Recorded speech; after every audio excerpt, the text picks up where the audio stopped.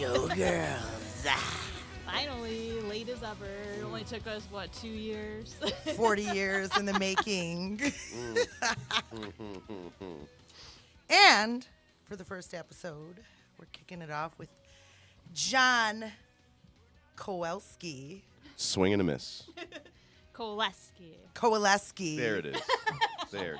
Kowalski. Polacks have to stick together here. There she is. Either way, here's Johnny. Oh, boy. Give me the bat. You can take it. All right. Yeah, thanks for coming down. It was 10 minutes from my house. Yeah, It's I know you really had to trek easy. really far, It's really over easy. the river and through the woods. We're above a bar that I've been to.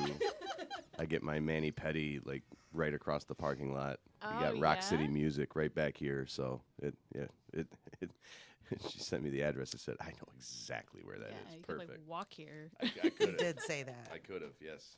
And then you got Las Palapas, the best Mexican restaurant in Metro Detroit, right down the road as well. We'll have to check that one out. Oh, you haven't been to Las Palapas? Oh, you got to go to Plops.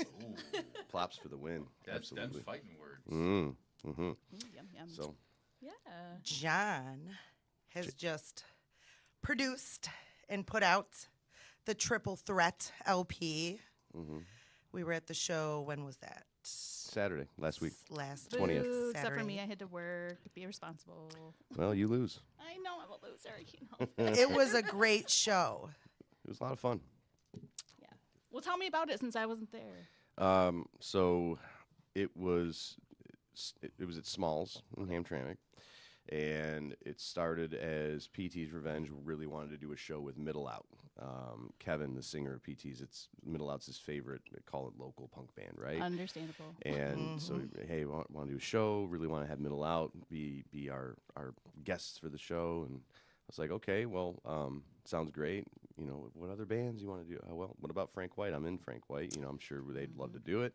And then I was working with Newberg, and they had plans to come in and work with me on an EP or something. And Nick from Newberg has been a friend of mine he was coming to my band shows when we were all teenagers. And so I've known Nick now for going on 30 years and wanted to give them a boost, if you will, because they're a new emerging group. Mm-hmm. So we put the lineup together, and then I think it was Ben from Frank White who had the idea of, hey, you know, all the four bands, we should do a compilation, you know, like a split record. And that's a good idea. Middle Out was unable to do it because they were in the middle of like recording Limbo with their label and what they were working on for their next album and whatnot. Right. So PT's Frank White and Newberg all came into my studio and did 3 original songs each, and then each of the bands covered one of the other band's songs, which was a lot of fun. Yeah. But no, the show was great. The energy all night was fantastic. I'm a believer that if the vibe is good, everything is good, and the vibe was great all night. You know, and I feel as though a lot of times in the music scene, I hate saying that because I'm not a scene guy, but right, but a lot of the bands share fans, right? But Absolutely. but coming from the different areas that we come from, you know, PT's is from Livonia, Middle Out is from I don't know, Newberg's from The middle Garden of nowhere. City, Frank White's from the East Side, so you know you have different people coming together, and it was a super spreader event. A lot of us got sick, no, but it was a good night, and pulling double duty on drums for the first time in almost 30 years. That Didn't was you fun have for like me Yeah, I was too. wondering outfit about changes? Hell yes, I had outfit changes. I sweat, man. I got to change out of I that. was wondering how hard that would be to play like two. Were the bands back to back? Did you? No, have to play? no. Okay, so you did have like a break. I had between- I had a one band break in between us, so it was. My fine. favorite part about the night that you missed, that I was so sad, which I got a lot of footage, was the acoustic set of Live I did see Forever. that. I did see some footage of it. It looked really good. Literally, oh my God. Yeah, PT's.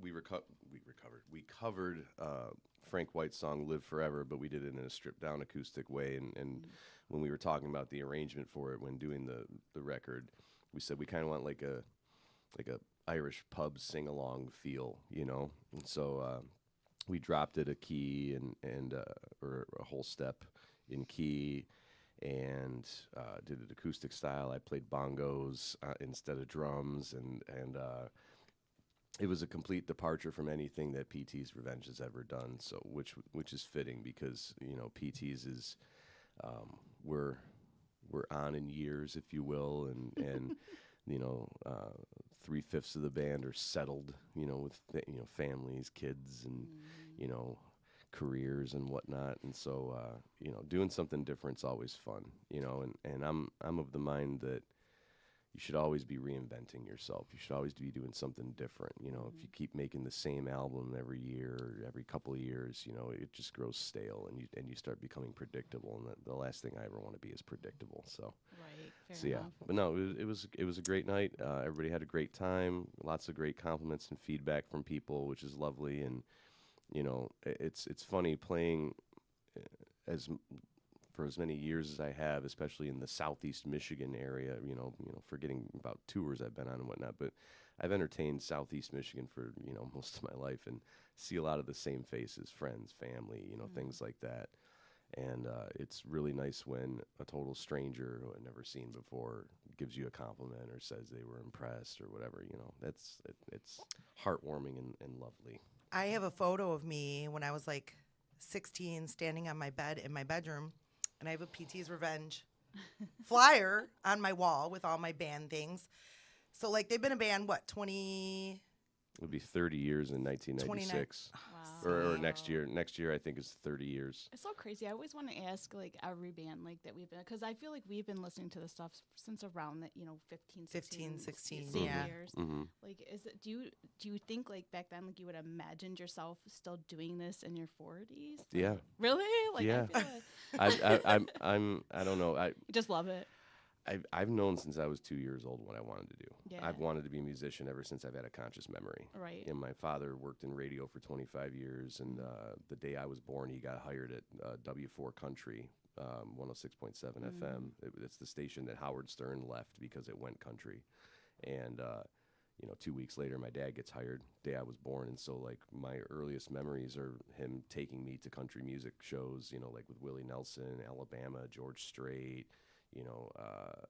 Tanya Tucker, all these different big country stars when country wasn't what it is now. Country's it's a multi-billion-dollar business at this point. Right. Back in the 80s, it was not. It was almost I don't want to call it a dying art form, but it was not the boon that it is today.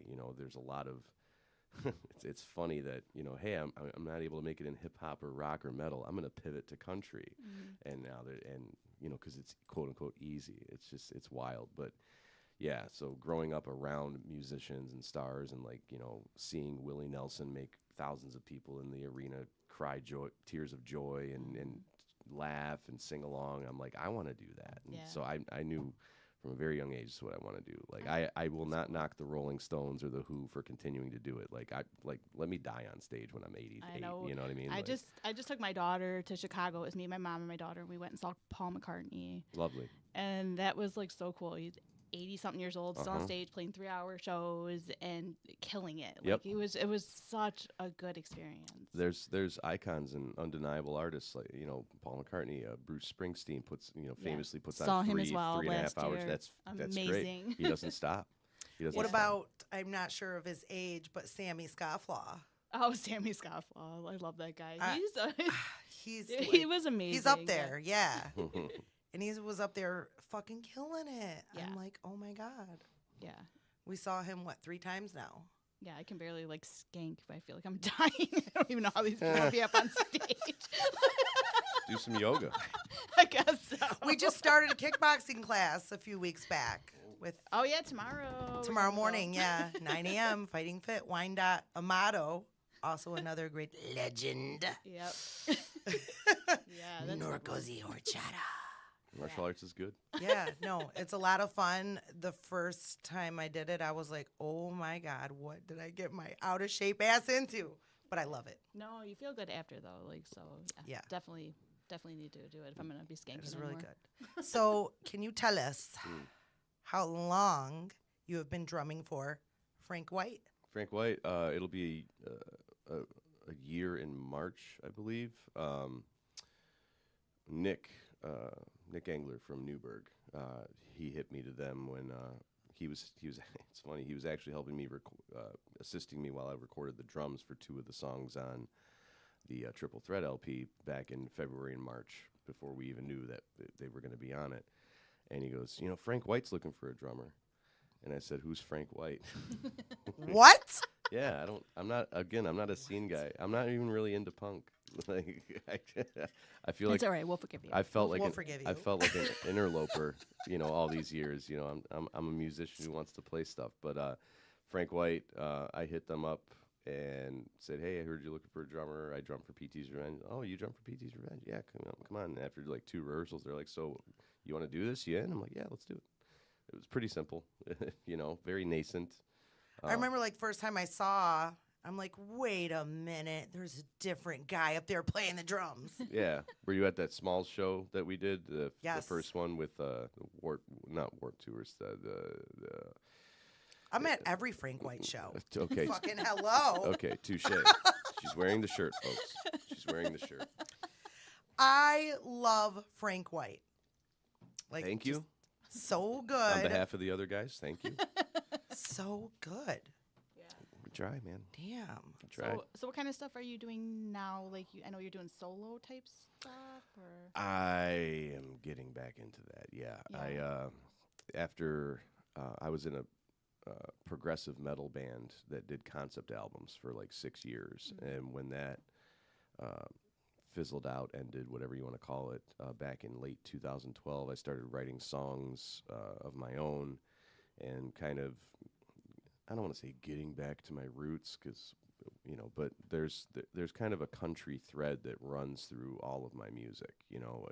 I'm of the mind that the songs that stand the test of time are the songs that can be performed by one person with one instrument and one voice, whether it's a guitar, piano, whatever, because that's how great songs got passed down through the generations before the internet, around campfires.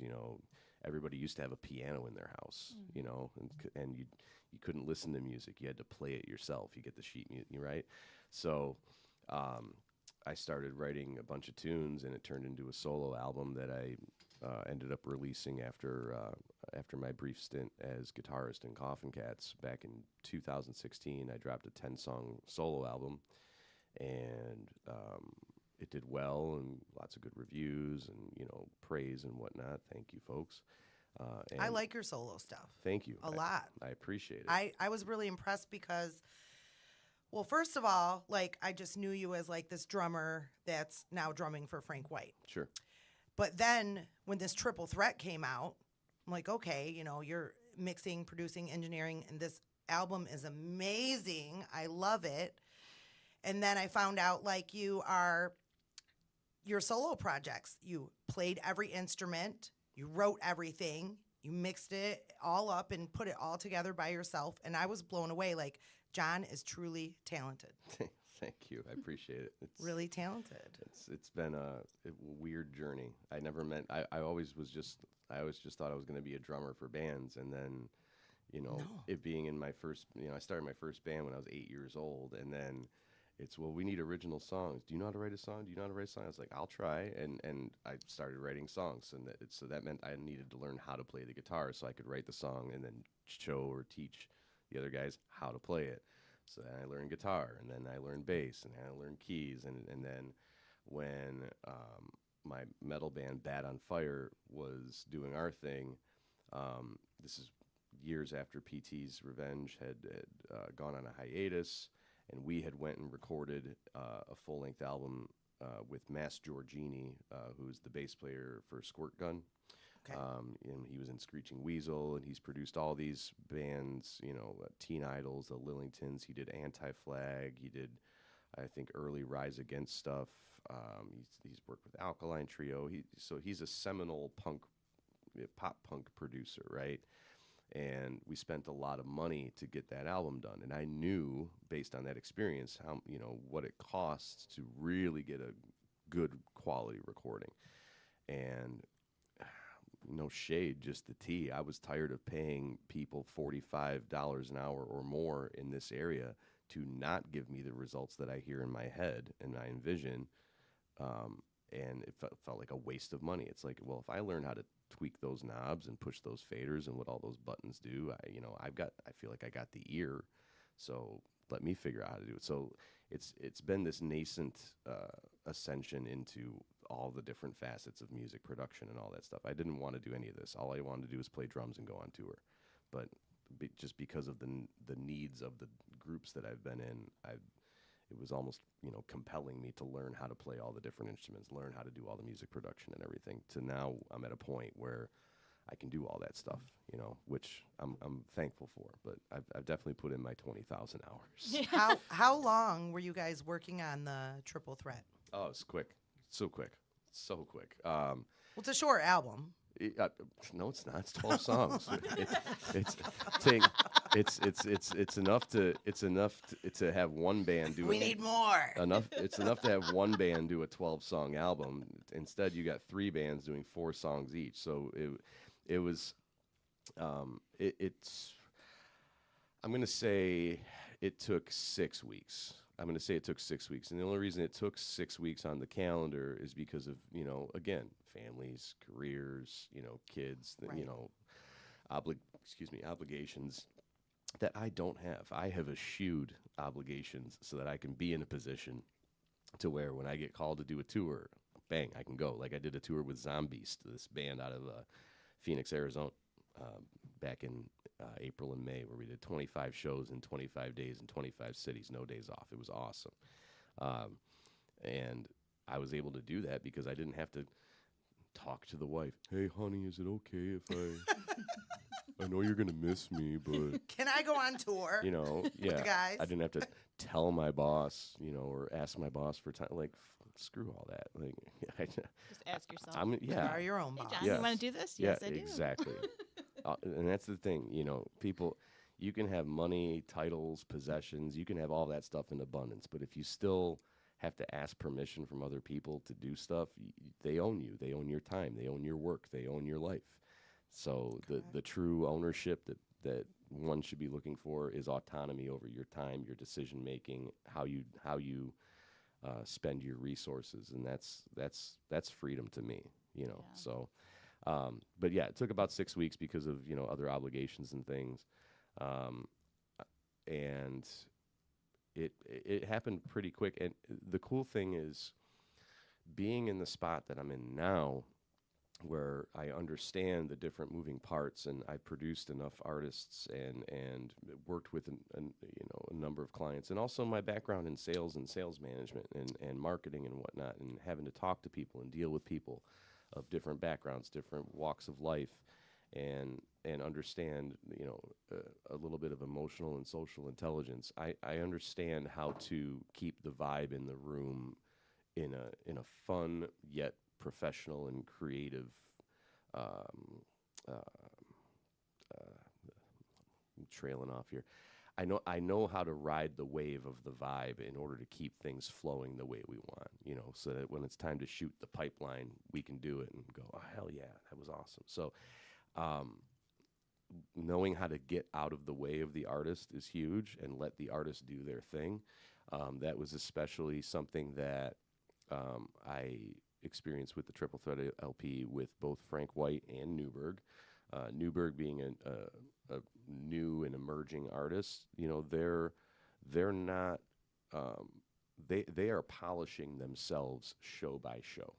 Every show that they play is better than the last show that they played, because they are taking what they do seriously enough that they are looking at what worked, what didn't work, what are our strengths, what are our weaknesses, how do we double down on our strengths, how do we eliminate our weaknesses. So they are analyzing and getting better show after show. I love them. They're fun. I love I them. was really surprised when they said that they were a newer band, because they were playing so well. Like, they put on such a good show. I was like, what? Where did these guys come from? Well, they did the smart thing. They did the smart thing, which is what I did when I debuted my John Kay and Who's to Say band back in 2018, is they practiced their material for a year before they played their first show. A lot of bands, they get together, they have a few practices, and then they book a show. By the way, I shouldn't say practices, rehearsals. Practices. That's right. We're adults now, John. Thank They're you. rehearsals. That's right. practice. We haven't been to band practice in Practice a long time. is what you do by yourself in order to be ready for rehearsal. Okay, so pro tip: start calling your things rehearsals. Anyway, but they rehearsed for a year before doing their first show. Their first show was that small show with us and Frank White back in June 12th. In June. I helped get them booked on the show, and it's like, all right, Nick, don't let us down. Show us what you got, and they did. And ever since then, they've been playing more shows and gaining traction, and the energy that they put on is great. But getting back to the production of the thing, though, a lot of times when people go into a studio and work with a producer or an engineer, that producer or engineer is just putting them through the machine that they have for themselves, their system, their process, their way. Whereas coming and working with me, I'm going to go to a couple rehearsals and I'm going to listen to the songs you want to do. We're going to talk about the things. Hey, this is what's good. Hey, but this part here, maybe change this bass run. Maybe don't do this drum fill here. Maybe instead of that beat here, do this beat here. And it's not like my way or the highway at all, but it's a discussion of how can we make these songs better before we come in and we press record. And then after those rehearsals, now they're rehearsing those changes. So they're rehearsing the adjustments that we've made so that by the time they come into the studio, they know exactly what we're doing. There's no guesswork, which also then leaves room for, exploration or a science experiment here and there. Oh, I got this really cool idea. Let's try it. Okay, well, guess what? We've got time because you guys were so prepared that now we do have the freedom to explore and do That's these things. And my biggest thing with Newberg was I didn't want to polish them too much. They're a raw, emerging band. So I wanted, when somebody comes and works with me, I want to capture you where you're at. Okay, I think of it like what Rick Rubin says. He's like, an artist's record is a diary entry. It's an entry of where they're at in their life right now. This is what represents us right now. And so I wanted to make sure I represented every band where they're at. And with Frank White, I'd never worked with these guys in the studio capacity before.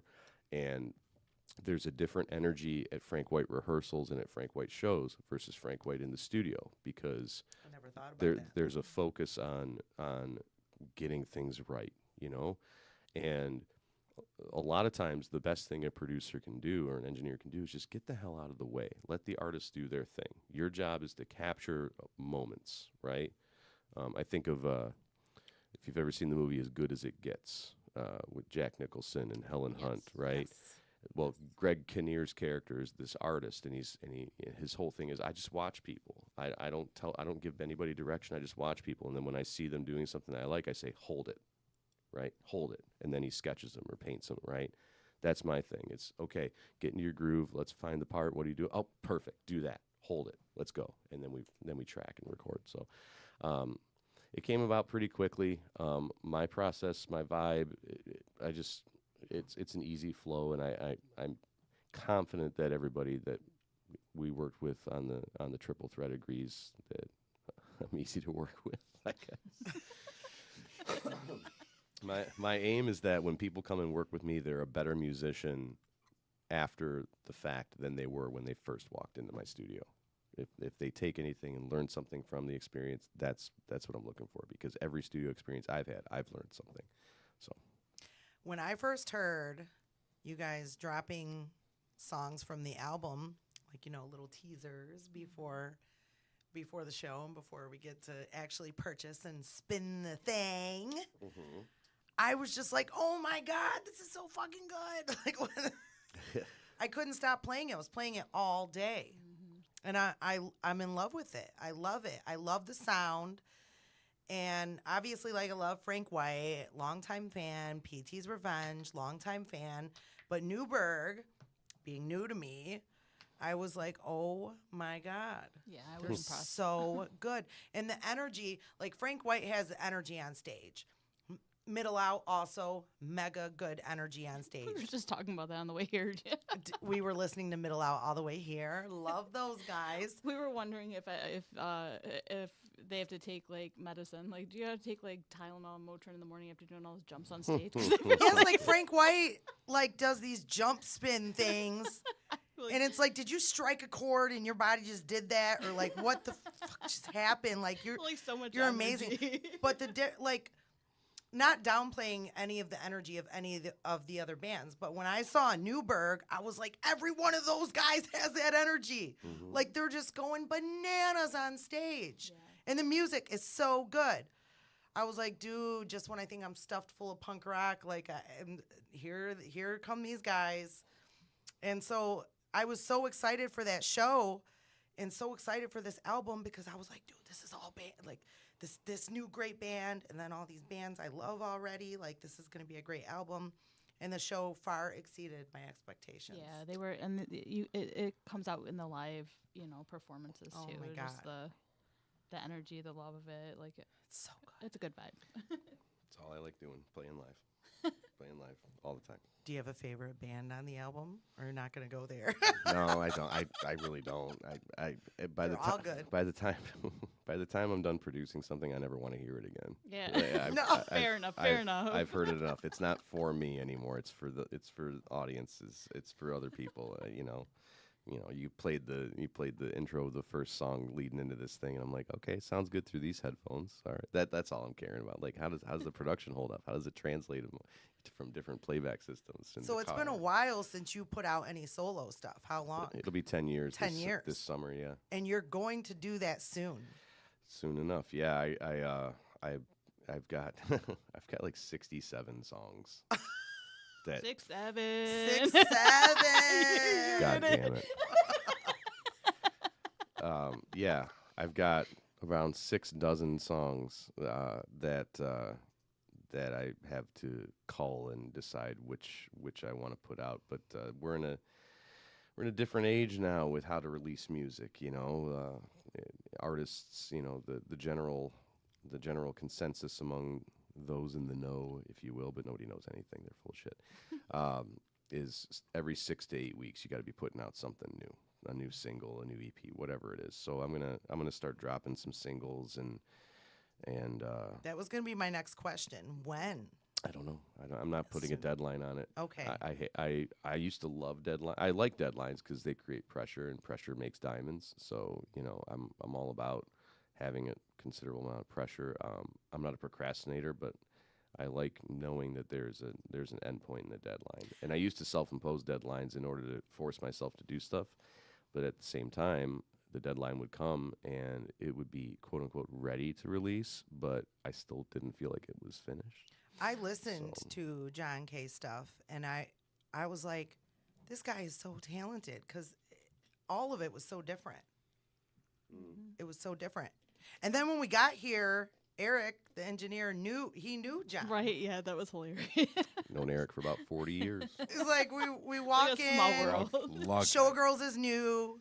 By the way, we're covering all the great shows, punk shows, ska shows, John K. shows, all the shows. And we come in, and these two are hugging. I'm like, Like, oh, is that kind of a show? what kind of show is this? Here's Johnny. I mean, I'm going to make friends with the engineer no matter what. So, but yeah, knowing Eric for 4 years helps. I was in a band. I started my first band at 8 years old with his cousin, who I'd known since I was 2, and we were in bands together on and off for the better part of 2 decades. And Wow. yeah, we grew up musically together, learning how to play our instruments better together.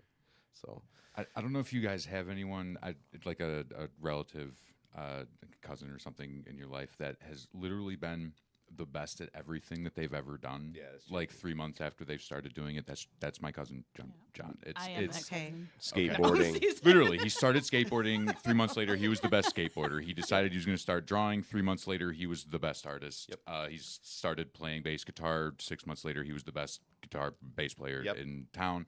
Yep. And then played everything else. And then was in choir and in all the plays and played football. and is just gave up his job as a math professor in upstate New York to come Utica. home and trade stocks in his mom's basement because fuck, Wow. Why not? Why not? like right. Yep. Why not? Yep. Yeah. He was valedictorian. Wow. He was valedictorian in high school. Guy smoked weed every goddamn day. He's so he's It's confounding, but I love him and I'm proud of him.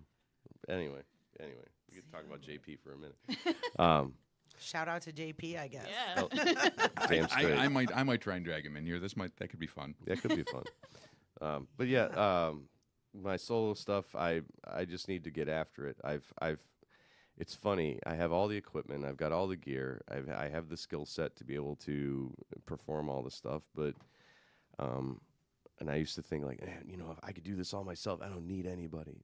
Okay, well, I do like having somebody in the room. I also like, especially when recording drums, I like having somebody to run the laptop, be the tape operator, if you will, so that I don't have to constantly get up and go back and forth between the thing, But there's a different energy in the room when somebody's there. If it's just me, I'm an artist. I can get in my head like anybody can.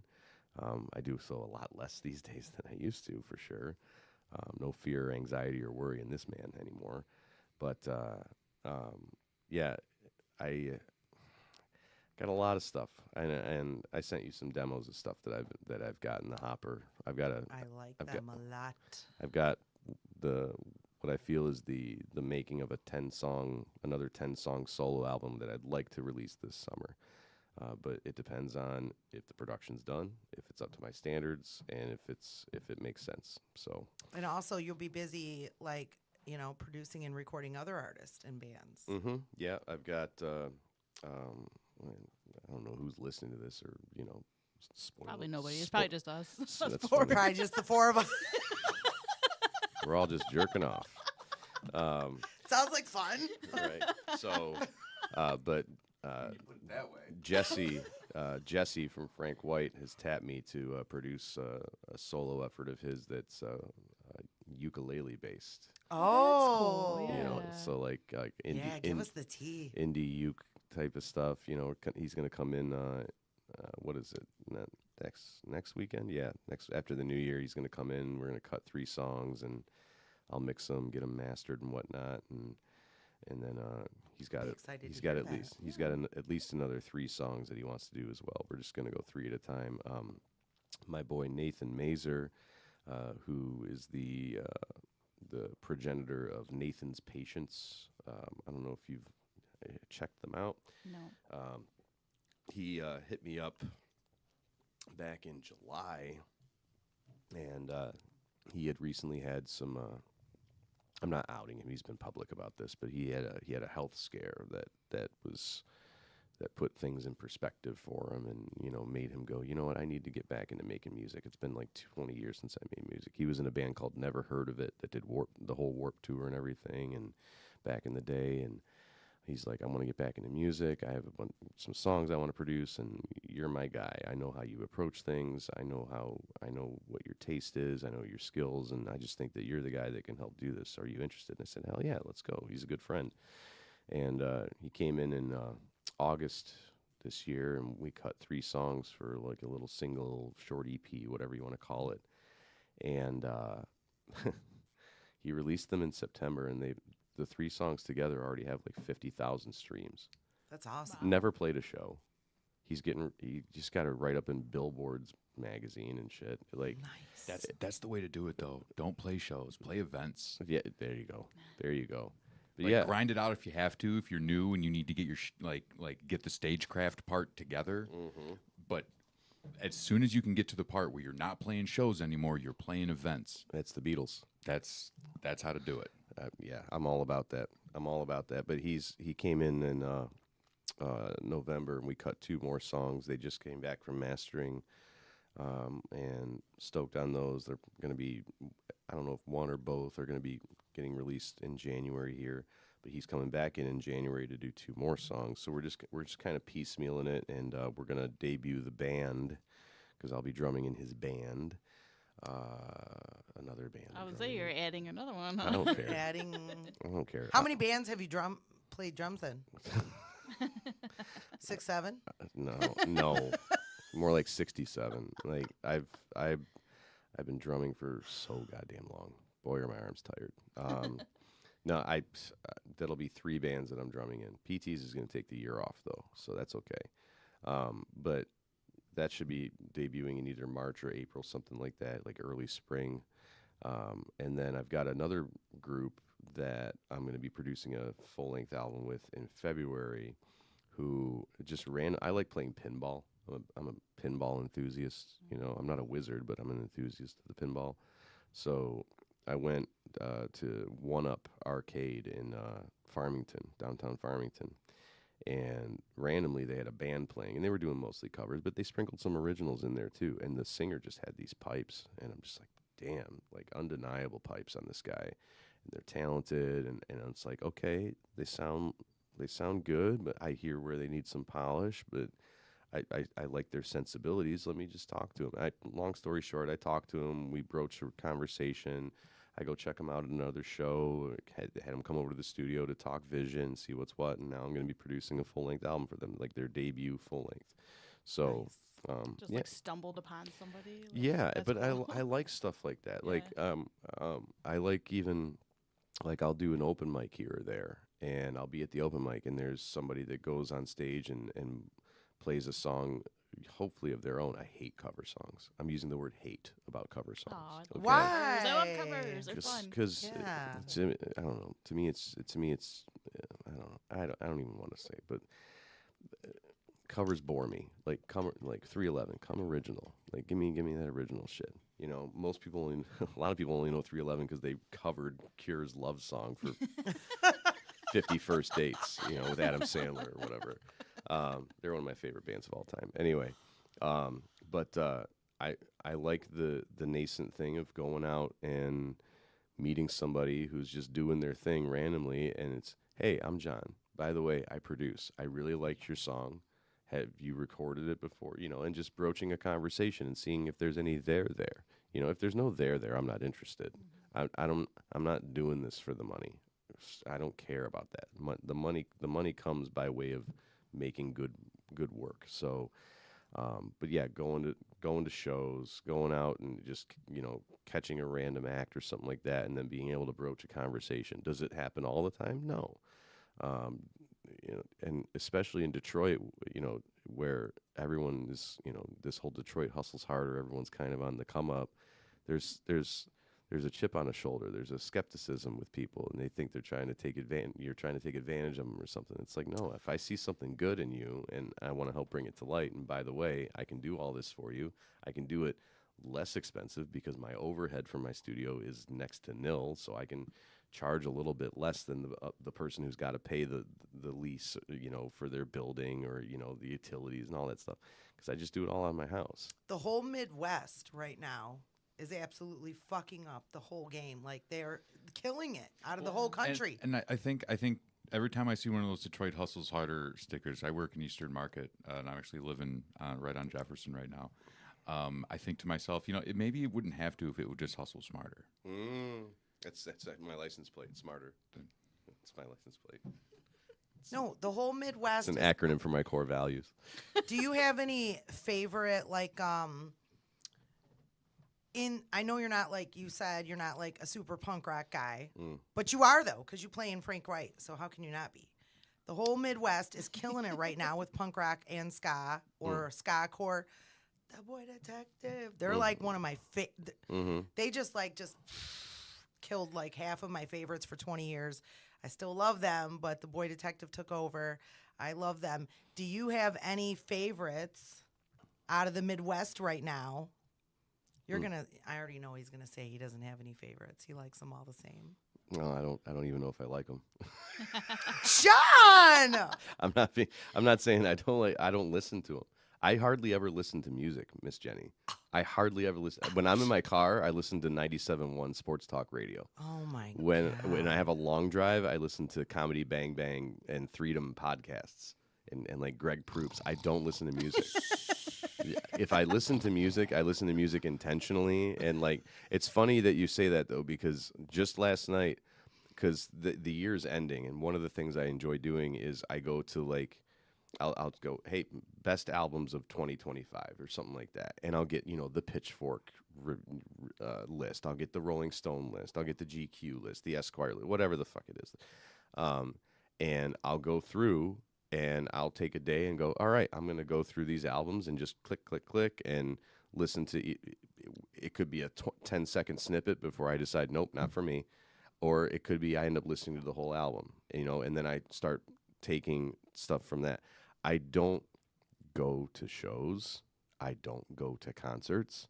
I don't really listen to music. Boy, did we get the wrong guy. No, I feel like maybe you got the right guy, because that's why I'm saying, like, scenes and stuff like that, I've never been that guy. To me, if it sounds good, it is good. And music is like wine. If you like it, it's good.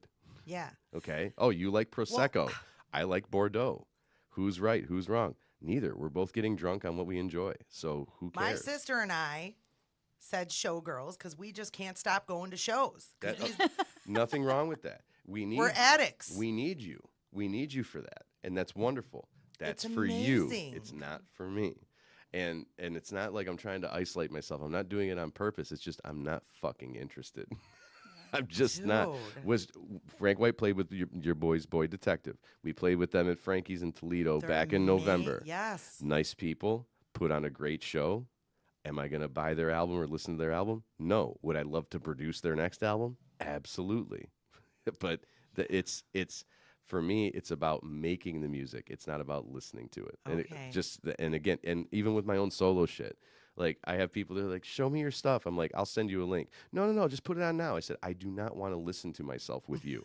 I want you to listen. I want you to listen to it on your own so that I'm not in front of you. I can Yes. confirm. Right. Well, because if you wrote the drum track yourself and then recorded it, you listened to it 50 times in your head first, and then you've listened to it 100 times on your DAW, Right? Like, and not 100 times through. Snippets. Every like 15-second clips over and over gotta and loop over this and spot. over and over and over, like. Oh, I remember I had to turn the tick, volume up on this snare hit because I didn't hit the snare hard enough. Like by the time I'm done with the production, I know all the ins and outs of it. It's like it's funny. Like when I do a mix for a band, like they've recorded with me, or maybe they haven't recorded with me. I'm mixing an album for a band out of Baltimore right now called Sonic Creeps. And I met them when I was on tour with Zombies. And again, it's one of these things where I'm playing a show. You have no idea when you're on tour if you got a local band, if they're going to be great, good, or crap. You don't know if, like, honest to God, you don't know what you're going to get. It's that Forrest Gump box of chocolate shit. Except in Nashville. Right, yeah. You know you're going to get outclassed in Nashville. Yeah, that's fair. So, and I lived in Nashville. I worked at the studio in Nashville. So met them, chatted with them, complimented them, gave them praise, and then it's, oh, by the way, this is what I do for a living.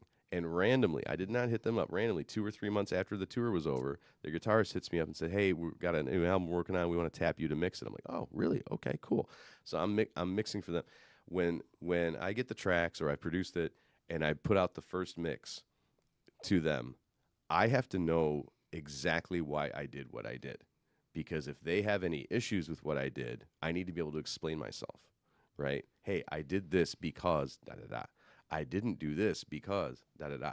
So by the time I'm done with the production, I know it so well that it's like I know all the flaws. Okay. I'm like Fair enough. being a producer, it's like being a creative midwife, okay? I'm helping somebody else deliver their baby, and then once the baby's been delivered, they take it into the world, and the baby becomes whatever it becomes. I have nothing to do with it anymore. Okay.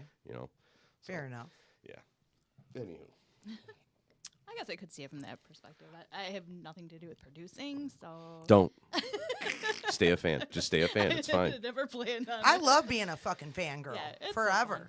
Like I feel like we've been talking about this podcast for like 2 years. Everyone's like, they're not doing it. We're not. Oh, doing I've had it." people message me like I've looked at everywhere online and I can't find your, and I'm like, well, That's great. she's a nurse.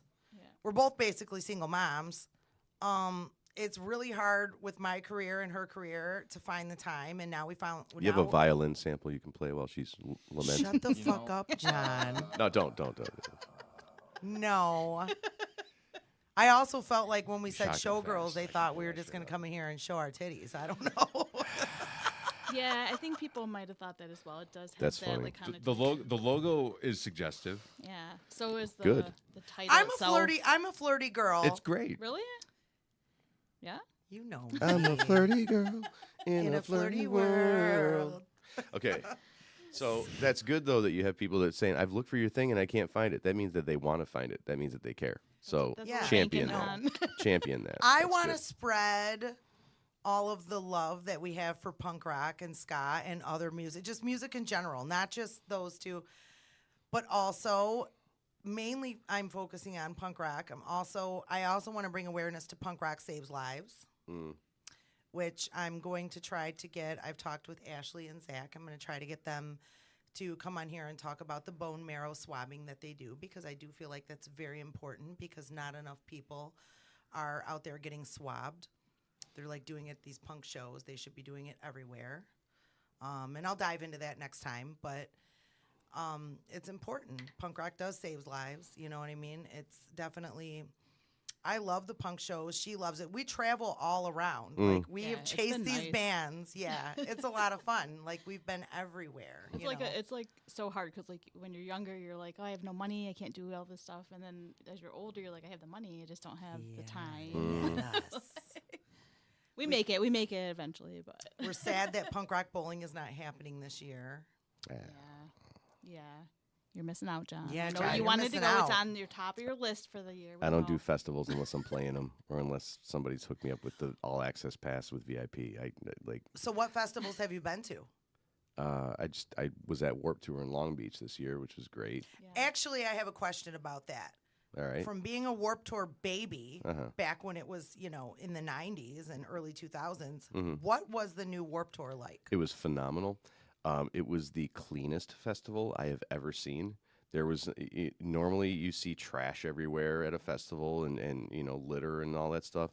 That's No, great. That means no. we've evolved a little bit. No, as it means humans. that Kevin Lyman and I think it's Insomniac Productions that is helping put it on Warped Tour now. I could be wrong, so if I'm shouting out the wrong, but no one cares. None of this matters. It matters. It was so clean. No trashes they had separate trash and recycling bins, like and like this is how I'm thinking now. Like, oh, it's clean, but none of the trash or recycling was overflowing. There was enough security. There was enough staff. There were enough vendors. There was enough like none of the lines at any of the food or beverage kiosks or stations. None of them were super duper long. Like and there were 85,000 people there. It was the awesome. biggest Warped Tour I think in the history of Warped Tour. It was awesome. I will say this, if I did not have VIP access and had to walk through the crowd the entire time to get from stage to stage, I would not have had a great time.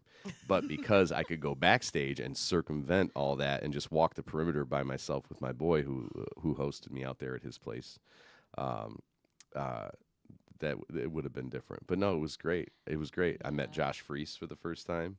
Which, you know Okay. Josh Freese? Yeah. Yeah, you fucking better. I'm into punk rock. Yeah, you better know Josh Freese. What was it like meeting him? It was great. We talked for like 10, 15 minutes, just chopped it up.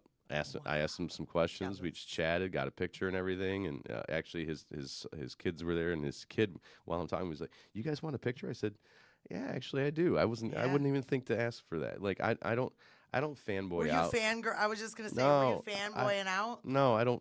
I know how to approach people now. Like We can't say the same thing. yeah, you got to. Hollywood, does that say anything for you? Stop. I'm gonna teach you something. I'm gonna teach you something. And there's cameras here, so maybe it'll pick it up. I'm gonna teach you something. This is the best way. Put your hand up. Put your hand out like this with your palm down. Palm down. Right. Look, you're all stiff. Just relax. Just like if you want to, like if like your kids are running around. Hey, stop. This means stop. Pause. Right. This is the universal symbol for wait a second. Okay. Hey, beg your pardon, and then pause, and then wait for them to respond. That's the end. That's So it right there. Don't go up to him screaming and say, Exactly. "Can I hug you?" Exactly. No. The hug comes later. The hug comes at the end when you say goodbye. We have Say, pictures. I beg your pardon. We have He goes, pic- yeah, what's up? He goes, yeah, what's up? I said, I know you just got done playing a show. I just have to say, your drumming has influenced me for a long time in my life, and I just want to thank you for doing what you do because it's very inspirational and it makes me want to be better. Yeah. Like, and they're like, oh, what's your name? Now they want to talk to you, right? I It's got sales, it's marketing. Yeah, I got a we're gonna chance- steal that. That's okay. I got We'll a have chance to to do steal that it. for the drummer for Blind Melon. When they got back together, they played a little club tour, and I caught him in Toledo, in a little place like PJ's Lager House. Great place to play. But that size venue, and they're standing around outside, and I caught him standing outside the bus, and I was like, hey, I just wanted to say that I've been playing drums for a while, and I'm pretty sure I've stolen more stuff from you, like individually, than anybody else. And without even hesitating, he was like, he had some Cream record, like some live record. He's like, I stole everything from Ginger Baker. So just if you want to know where it came from, I was like, oh. Hopefully he didn't steal how to be an asshole from Right. Ginger Baker. No. He was cool. Cantankerous cunt. No, we saw. Oh, right. We love MXPX. That's known, and there's pictures surfacing from when we were like 15, and we took our daughters to Hollywood to see them. Which, thank God, our daughters love the same music. It's cool, like you have kids, and then they love it. You know, they love what you love. And I'm blind as shit in this eye, and she grabs me, my sister, and she's like, come on. And we're like running, and I'm like, where is she running me to, like out of nowhere? We were just in the morning wandering around Hollywood, and we're getting closer, and I can kind of see with my blind self. And I'm like, oh, this looks like some hot fucking punk rock guys up there. And we get closer, and I'm like, fuck, that's MXPX. And she runs up like, can I hug you? My Carrera's like, yeah. And we're like, oh, my God. So we have no approach when we. But I'm definitely gonna do that now. It's like We're gonna work on this Hey, now. beg your pardon. Hey. And you say beg your pardon because most people don't say that anymore. Most people don't say beg your pardon. I haven't heard that. And usually, beg your pardon usually is almost like you're going to apologize. I beg your pardon, I broke your lamp. I'm sorry. You know what I mean? But if you say beg your pardon, you dropped your wallet. You know what I mean? Like people think something bad's coming. But if you say beg your pardon and then you wait for them to respond, and it's a pregnant pause. You got to pause. Hey, beg your pardon. See? Dang. Right? See? And then they say something, and now bang, and then you're in. That's a marketing thing. It's a marketing thing. Yeah, but it works. It gets people's attention. And I don't get super starstruck around bands because, like, we've been doing this for so long. I talking usually to so many don't, but people. that one I definitely did. But that one got us. Yeah. I've met all my heroes at this point, so Who are your heroes musically? that's okay. Now we're talking Okay. Yeah, I want to know. more about me. Get into the mind of Johnny. My favorite band of all time is Supergrass. Okay. Do you know Supergrass? No. Lame. Yes, you do. Have you ever seen the movie Clueless? Yes. We are young. Oh, We yeah, are- yeah, yeah. That bang. Yeah, That's see. okay. That's all I need to say. It's the most famous song, but that's the song that most people know because it was in. Now that fucking I remember, Clueless. you said that to me before. Yeah. Okay. Supergrass. They're my favorite band of all time, and I got to meet Gaz Coombs, their frontman, principal songwriter, if you will. But they're my favorite band of all time. I saw them back-to-back nights in New York City back in 2022, and I'd never seen them before. They were supposed to play in 2020, but then COVID, and I had the tickets, and it got canceled, and then they rescheduled it. I went and saw them in Brooklyn, and when I went to the merch table hey, well, let me see what they got. They had a tour shirt, air quotes, because they did 2 shows in Los Angeles and then 2 shows in New York. I did not know that they were playing the next night at Webster Hall in Manhattan, which is right across the bridge from Brooklyn. And I'm like, Okay. they may never come back to the States. Like, Yeah. Like, so Gotta see I'm 'em. going. So I went 2 nights in a row. It was great. Front row, and I was in front of the bass player the whole time. The bass player in that band is worth the price of admission alone. He's so good. And they wrote that song all right when they were 19 years old. That song has been paying them for 25 years. Like, That's awesome. yeah. Yeah, I didn't know that. Yeah. 25, 30 years. Do you now. like Bedouin Soundclash? What? Fuck. Leave. No, I'm just playing. Supergrass, 311 up until like the Sound System album. Green Day up until Warning. I love the Hives. I think the Hives album that The they just Hives are put good. out that they put out last year, Hives Forever, Forever the Hives, is awesome. I was really disappointed when I saw them in Detroit, though. Oh. I'm going to go Why? I was gonna. because Detroit crowds, sorry, folks, Oh. Uh-oh. Detroit Uh-oh. crowds Oh, it's true. Say it out loud. are too cool for school. Say it out They're loud. too cool for school. They're afraid to be vulnerable and sensitive and let loose for fear of what it looks like. And I can agree with that. you go to a Hive show, you should have your hands in the air clapping when Pele's clapping, you should be fucking clapping. When he's pumping his fist, you should be pumping your fist. When he says scream, you should scream at the top of your lungs. You see all the Hives content from all the other shows they do all over the world, fans are going nuts. But in Detroit, no. And I remember him saying on stage, like after the third or fourth song or something like that, you know, hey, I'm not jumping and doing as much because my knee has an issue. I don't think that was the case. Because he was jumping and doing the shit the night before in another city, and he did it the next night in another crowd city. just Feeling sucked. vibe. The crowd Yeah. sucked. Do better, Detroit. Yeah, do better, Detroit. But the thing is, Detroit is spoiled. Detroit is spoiled for music. And people that have not left Detroit and have not traveled enough do not understand how spoiled we are for music. It's a top 5 radio market. Yeah. There is a venue for every type of music you want to listen to or that you're into in Detroit. Jazz, hip hop, rap, metal, punk, country, bluegrass. and nationally known foundational venues. Yeah, Yes. St. Like, Andrews like, Hall, like Baker's has Baker's had Keyboard Lounge. Yeah, the most famous musicians in the world have played there. yes, we're spoiled for it. We're spoiled, and this is a John Kay original. So if you steal it, just give me credit. Detroit hates success until it comes to town. Eminem had to leave to get successful before Detroit embraced him. Kid Rock had to leave before Detroit embraced him. Bob Seger had to leave before Detroit embraced him. Ted Nugent had to leave before Detroit embraced House him. music. Jack White had to leave, quote, super negative. That was the quote in USA Today. Jack White leaves super negative Detroit for Nashville because it's super negative. It's rats in a barrel where if you're good and you're doing something that's getting success, people want to bring you down. But you go outside of this area and you get that success and the world loves you, and then you come back, Detroit wants to claim you as if they always loved you. So if Fuck that Showgirls shit. leaves, It's two-faced. It's Well, two-faced you just fake have shit. to. You have to be. It's easier to be No, bigger that's us. in London than it is.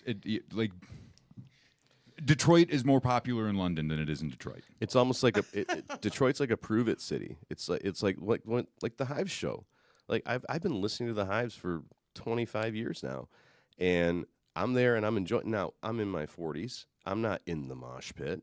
When I go to a show, I want to be near the soundboard because that's where the best mix is. Because that's the guy making it, or gal or they or them. It's 2025, making it sound good. So I want to be where the best sound is because that's how I operate. But to watch the Hive show and watch people not being like going nuts and being into it, it was weird. And I'm like, this is why I don't go to shows here, because people are just kind of Wow. like got their arms folded. All right, show me what you got. Let's see what you got. Oh, you're the Hives? Oh, okay. That's crazy. Like it's I don't know. I don't always get that vibes in the shows we go to. you go to local shows.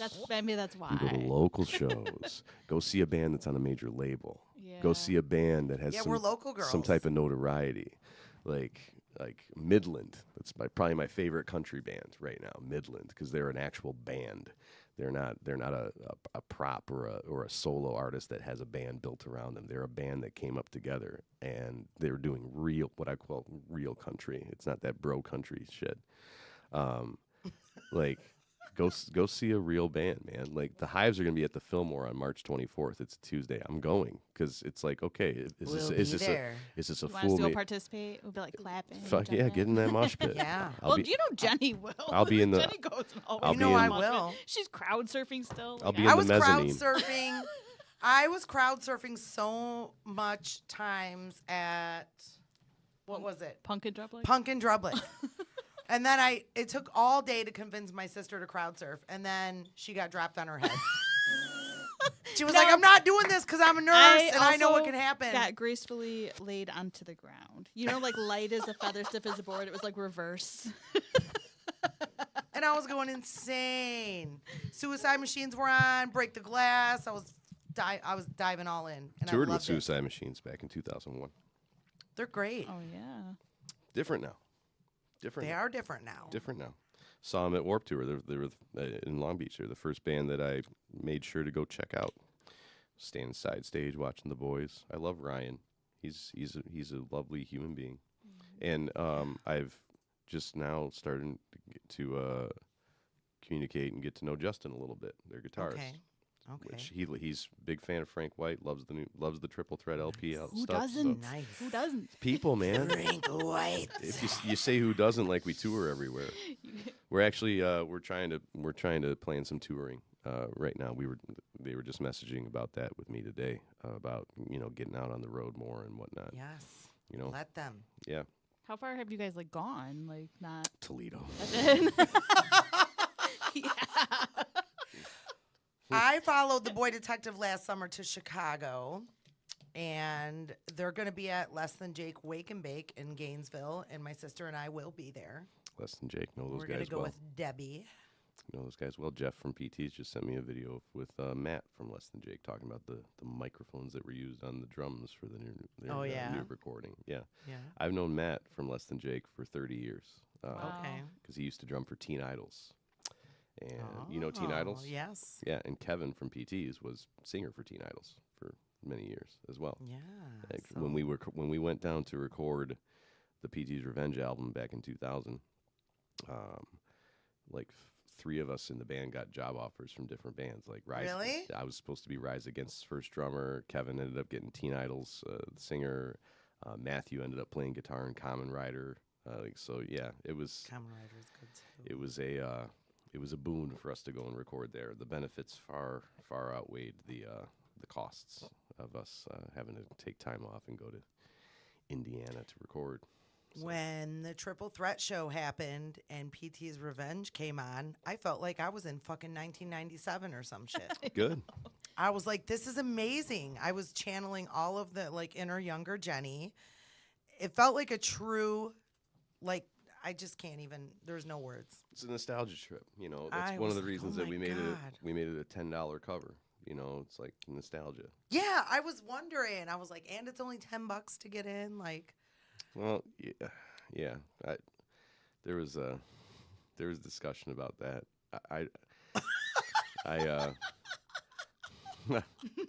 I'm Make it 35. Yeah, No. yeah. We're keeping it 10.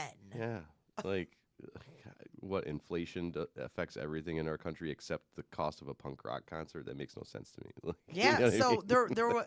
So just to be clear, there was a disagreement amongst you all of the cost. Yeah, but I caved. You caved. Cave radio. Oh, you wanted it to be how much?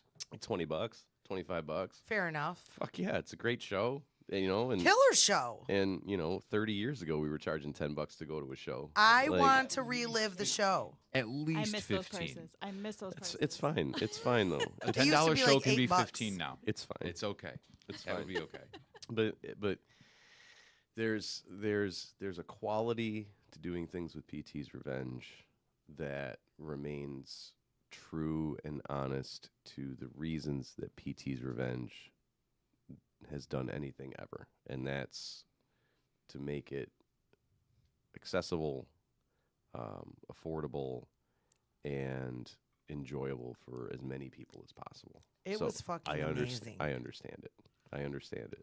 And honestly, at the end of the day, I don't care. I really don't care that when much. I was- care, but I don't care that much. I just went to Scala Days at the Magic Stick the other day, Friday, yeah. Friday, and I saw a Dirt Bombs ticket on the wall, and the cost. I think the year was 2000, and it was $8 to get in. Yeah, I took I a sweet. found picture all of it. a bunch of my old tickets. I think I sent you pictures of them. There was Suicide Machines. There was MXPX. I can't remember. There's a $12. million of them. Yeah, Yeah. $12, $15, if that. And that was at going to get St. in. Andrews Hall. Back when you had to go stand in line at the Clutch mall cargo. to get your concert ticket. You Oh, remember that? Go Dude, my up friend worked at Harmony House, so she would always Harmony get, House. get the tickets from there. Harmony House. Shout out to Big Gretch passing that Taylor Swift bill. Getting rid of the bots driving up ticket prices for everybody. That's pretty Yes. sweet. Yeah. That'd be nice. It's pretty sweet. Ticketing's a gauntlet now, though. It's ridiculous. The crazy. tickets go on sale, and within 5 minutes, they're quote unquote sold out, or there's certain sections that are already blacked out. It's the artists. It's not Ticketmaster. It's not Live Nation. It's the artists, and it's their management, and it's their direction. All those fees go to the artist. The fees are not for Ticketmaster. The fees go to the artist because the artist is not making money on the show. The promoter is not making money on the show. And part of this is because of the big productions that these artists have to travel with to make it fucking TikTok and Instagram worthy. Like, it's not just a band comes in, like at a small show. I think the biggest production value of the night Newberg brought, because they had 2 fucking Christmas present looking things to stand on stage, and they had that inflatable, wacky, flailing arm tube man that they branded, that they popped up during their last song or whatever, right? That's the most production. I missed But you that. go to, like, my boy, my protege Josh, he is the tour manager and front of house mixer for Boys Like Girls. And they did the tour with Jonas Brothers this summer, and he was at Little Caesars Arena in August. They had like 7 semi-trucks worth of gear and production and lighting and stage sets and all that shit. That shit costs money. Okay. You got to pay Yeah. the drivers. You got to pay the loaders. You got to pay the crew. You have all this different staff and all these different facets that you have to pay all this money, and that drives up your ticket price because you need to make money on it, or at least break even. So, okay, here's the ticket price plus this fee. That fee goes to the artist. It's not Ticketmaster. It's not Live Nation. The people that keep spouting all that shit don't understand how the game works. Ticketmaster is the scapegoat for the artists because the artists don't want to get the shit for having the high prices or the fees. They employ Ticketmaster to take that shit instead of them. So the let me ask you more this. you know. Yeah. When you play, like, okay, you play a show at Smalls, Mm-hmm. say it's $15 or $20 to get in, and there's like 3 or 4 bands. Mm. How does that door fee work? I mean, it really Like, part of it goes to Smalls, obviously. usually. You're like making nothing. I don't want to speak. I don't want to speak out of school here, but generally, a situation like that, it's really relationship based. You know, like our band has known Mike, the owner of Smalls, for He's amazing. decades. Okay, I could be wrong, but I think the deal with that was, hey, do you want the bar or do you want the door? You know, and it's one or the Right. other, Okay. right? I get It's it. like, well, it's an all ages show, so we'll take the door. Okay, fine. And then off the door, you got to pay out for the guy who's running sound. You know, no problem. Right. Right. And then after that, it's okay. Here's all the money from the door, and they give it to whoever booked the show. Usually one member of a band, usually the headlining band, and then they determine who gets what and whatnot. So I don't get involved with that shit when it's a band I'm in. Like Frank White and PTs, there are other people in the group that handle that shit. I'm just there to play. You know, when it's my shit, I handle everything. So, but yeah, it really just depends on the relationship, the situation, the nature of the gig, what night is it of the week, you know, how many people attended, all that stuff. But when you get up into the major label stuff and the bigger venues, and you got, you know, Ticketmaster or Live Nations involved, that's a completely different situation. Completely different ballgame. I personally think that the best thing artists could do for themselves is just go fan club and fuck everything else. Like Taylor Swift, for instance, right? She's got like 80 million followers on X or Instagram or something like that, right? If she could turn 1% of 80 million, 1% of 80 million is 800,000, okay? If she could turn 800,000 people into fan club members who pay $5 a month to be a member of the fan club, that's $4 million a month. 800,000 times 5, okay? That's $4 million a month. That's $48 million a year that she makes just from her fan club. Right. Cool. And it's hers. There's no label. There's no promoter. There's no manager. It's you're in my fan club. That money goes to me. That's And all now you. I can take that 48 million and book my own tours. I can rent the venue out. I can decide how I produce it. And da-da-da. You don't need a fucking label. You just need fans. So, John, what do you think is the barrier? 'Cause I don't see a lot of local bands using the Patreon model, like a much, the scaled down version of that. Yeah. What? Why isn't that as successful as it seems to me that it should be? Because everybody's playing a game. They're playing. Okay, how about this? I'm not going to talk so confidently about this because I could be wrong. The barrier is the thought that, especially in this area, perhaps, the thought that it makes you look cringe, or oh, you have a fan club. Oh, okay. Like, I mean, that's cringe. I mean, I who's want like- a fan club. Right? Who's gonna pay $5? Who's gonna pay $5 a month for you? I guess I People. I have it. Right. I've got a couple of Patreons that I shell out a couple bucks a month to, and it's there's not a ton of behind the scenes content, and it's Have you heard of Bandzoogle? no. Bandzoogle is a website. You've heard of Squarespace, I'm sure. Okay, Bandzoogle is Squarespace for musicians. Okay. So what MySpace was Nice. supposed to turn into? Sure. Okay. Okay. Right. Fucking MySpace. Bandzoogle is Squarespace for musicians, and with Bandzoogle, it has everything that you need to design your own website and make it the way that you want. But it also has a subscriptions feature Yep. that you can add, and they don't take money off the top like Okay. Patreon does. So you get the money that comes in from your fan club or your subscriptions. That's your money. And that's what I do. And that's what I'm going to be resurging again with the new releases of, my solo stuff that I'm going to have coming out this coming year, is reinvigorating that. And, I'm not concerned about money other than I just want to live, pay the bills, pay the rent, and have a 15% profit margin. Any business, as long as their profit margin is 15% or greater, that's a healthy business. And you have enough money to not only pay everything that you need to pay for, but you also have the money to save and also reinvest in your business. 15% gross margin. But we're in this capitalistic world where, profits have to go up. Shareholders, stockholders, it always needs to go up, up, up. It's okay with plateauing as long as it's consistent.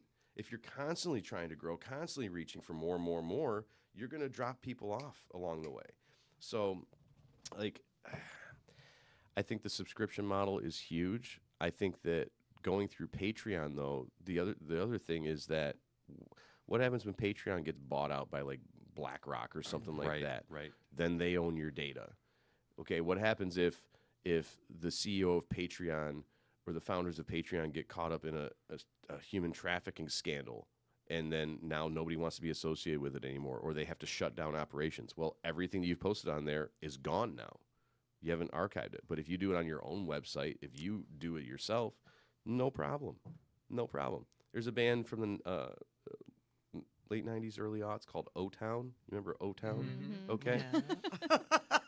I was chatting with Jacob from O-Town in Nashville a few months ago, and he was talking about how we don't do any online anything. We don't do any online merch. You want a CD, you want a T-shirt, you want anything, we sell it at the shows. You got to go to the show. And I'm like, That's smart. it's amazing. They don't have to deal with shipping and handling. They don't have to deal with the post office.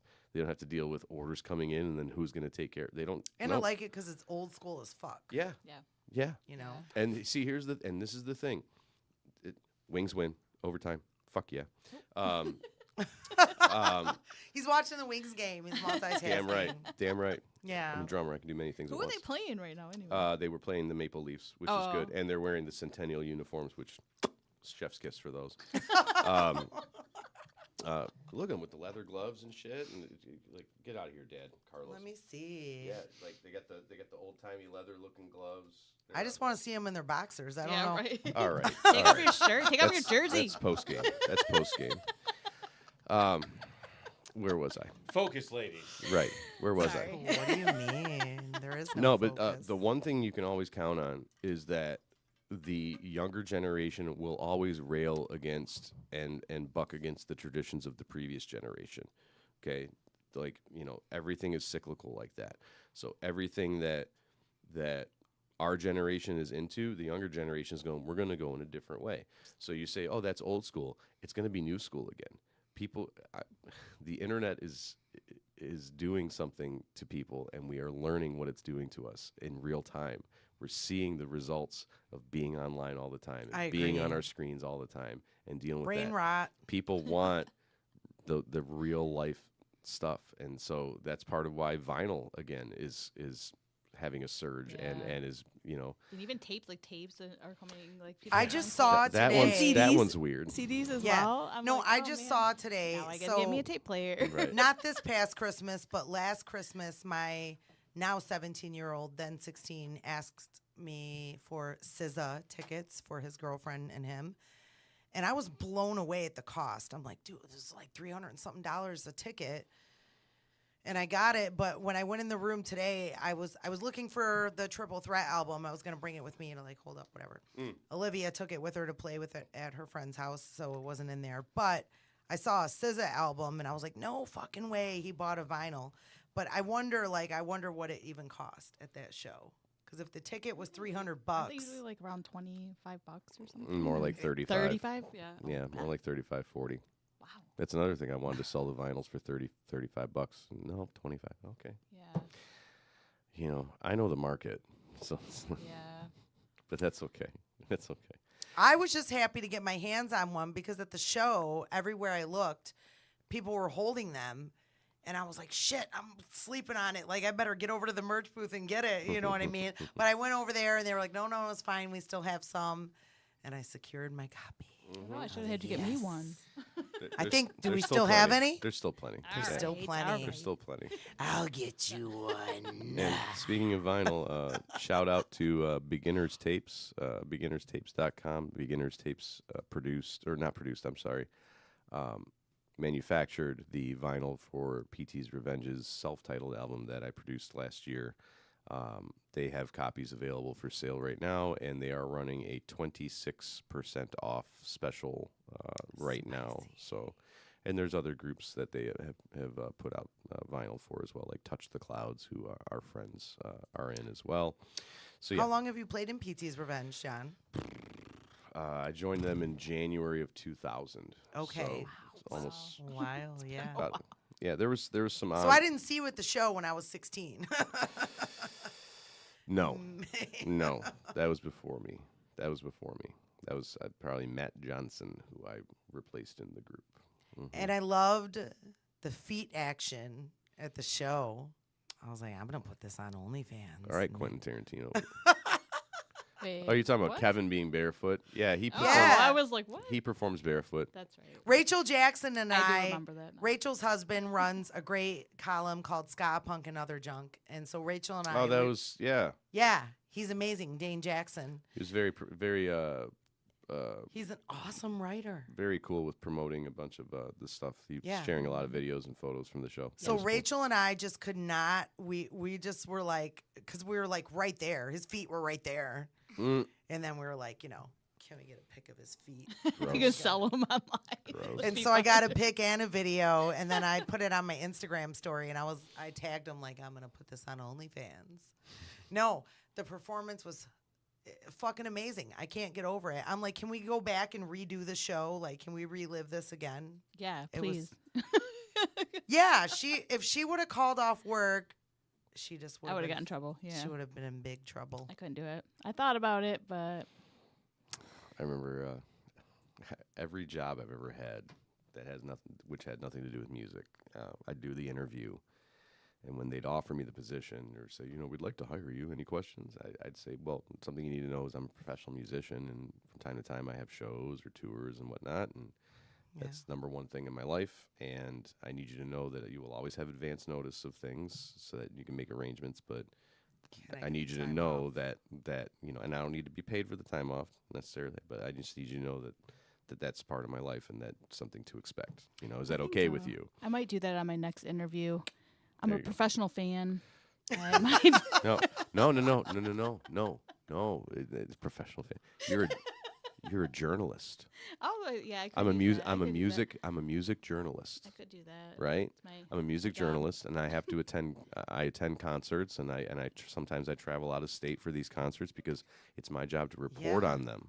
Yeah. So I need you to know you'll always have advance notice of this. But if that's gonna, hinder me, in this employment, then it may not be a good fit. And like that. every job I've ever had has said, "Oh, we understand, no problem." And of course, down the road, when I tell them, "Hey, I need 2 weeks off because I'm going on tour," or I need 3 weeks off because I'm going to Indiana to record an album, they're like, "What? You can't do that. You only get 5 PTO days." I was like, "This is not about paid time off." And I told you this in the interview. Yeah, They you can't agreed come- to it. You Yeah. agreed They to can't it. come back on you. Anytime you can have a "Do you remember when" conversation with somebody means you set the tone the right way. So you're just like, you haven't actually been employed anywhere, but you've been like producing and just a professional musician, producer for how long now? I've been employed in certain places. Like I ran a marketing firm for Well, I 3 mean, years and whatnot. like and, recently for a while now, you've been just since July of last year, all I've been doing is music. music. And yeah. prior to COVID, I had been self-employed as a musician for 12 years, 11 years, 12 years, yeah, something like that. Like I don't want to. Living the dream. I literally have a song called "Don't Want to Work" about I just want to have fun with my life. You Fuck can't work. call it work if you're having a good time. We're gonna put that as our intro. Don't want to work. Fuck work. Don't Can want you to work. produce a fuck work Yeah. song? I have. It's called "Don't Want to Work." It's not work for me. Like it, of course, it is work, but for me, it's no. I'm helping somebody. Like if it's a client, I'm helping them make their music better for them. Yeah. If it's me, I'm making music that I need to make to express myself, to share vulnerabilities, and that's one of the things about my new music coming up is I'm getting way more vulnerable. I'm getting way more personal, and I'm throwing shade and tea, and I don't give a fuck because I love it. you know. Yeah, I that's love awesome. it. I'm courting controversy at this point. Like, come at me, bitch. Like, I don't care. Like, yeah. I love that. Is it gonna be sometime soon? Or? Summer, I hope. Come on, give us like some type of a Summer, I hope. timeline. I- Summer. He doesn't like timeline. He doesn't like it. Well, I have I'm to. putting on the pressure. We want something by summer, John. Well, I got Johnny. You know, my boy Nathan, who I've been producing, and then also Nick from Newburgh have both expressed interest in coming over and assisting me, like with recording and stuff like that, and Awesome. Yeah. wrangling them into the studio and doing stuff. And so, with that, I'm gonna produce a single. Hopefully, have it out in February before I get started on the February band. Excuse me, I've got the hiccups here. And then 6 to 8 weeks after that, another single. So like maybe early April or late March. Do you have any tea on like how many are there some upcoming Newburgh shows? I have no idea about that. No idea. I have no idea about that. Frank White's need playing. it. It's a source. Frank White's playing at Prove It Fest, which is basically a fest that's a tribute to. To Bob Gibson. Yep, I produced his bands, Hand Me Downs, Aggro or Die. I did St. two Thomas albums Boys. each with those guys back in the day. We will be out. We'll be there. You have enough time to call off for Yeah. Prove It Fest. Yeah. We will be at Prove It Fest. We were there last year too. Yes. Yeah. Right on. Bob Yeah. Gibson It's a Saturday, Yeah. 28th. is February. amazing. He was an amazing musician. Fun dude. Yeah. And his wife she does the kickboxing class with us. Oh, Yeah. right on. Tina, yeah. Right on. And I think this year, the Prove It Fest, the benefits are for dogs, for the animal. I believe so. I You like didn't see it Dax? on the flyer. Yeah. I love Dex. And I like caravans more. Periwinkle blue. Periwinkle blue rice. I'll be at Prove It Fest. And the boys get a pair of them shoes. What's that? Oh, I okay. haven't seen it in forever. Need to have shite. I love it. Cool. I'm gonna go watch that when I'm at work later. What else you got? So, fucking dickheads. I'm still stuck on why he wanted to put the violin on. That boring? Right off rip. Sad shit. All right. John, Yeah, solo stuff's coming. But, solo but stuff I'm not. is coming. I'm not putting a date on it. I just can't. So It'll come out eventually. when it's right. Eventually, it will But- be. But I believe it will be fire. What excites you in the studio? What excites me in the studio? Yeah. Getting a good take that has something unique about it. I can agree because I listened to his solo stuff and I was like, this is so fucking unique. I didn't even know where to categorize it musically. Good. That's what I want. It was all over the place. I didn't even know where to categorize it. I hate genres.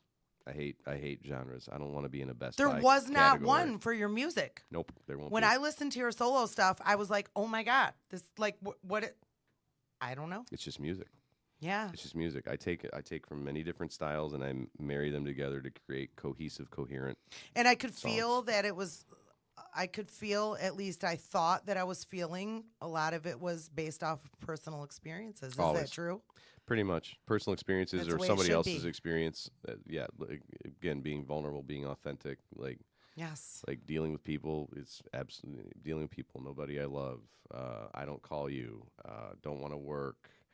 The song maybe was inspired by when I saw the news of the Parkland shooting in Florida. Back in February of 2018. Like just I don't.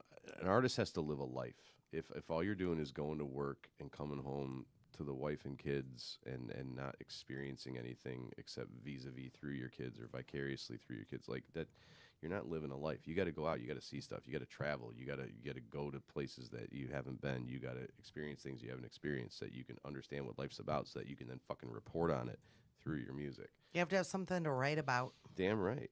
And that you're passionate, that you feel passionate. And what subject do I know better than myself?